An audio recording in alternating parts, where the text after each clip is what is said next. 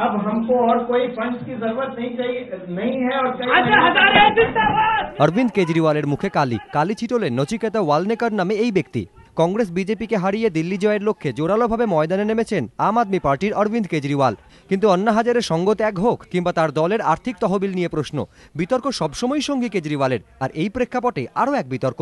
সোমবার দিল্লিতে আম আদমি পার্টির তরফে সাংবাদিক বৈঠক করছিলেন অরবিন্দ কেজরিওয়াল। ছিলেন তার সঙ্গে প্রশান্ত ভূষণ, মনীষ সিসোদিয়া। সাংবাদিক বৈঠক চলাকালীনই আচমকা কালি হামলা। কেজরিওয়ালকে লক্ষ্য করে কালি ছিটিয়ে দেন এক যুবক। কালির ছিটে লাগে তার মুখে।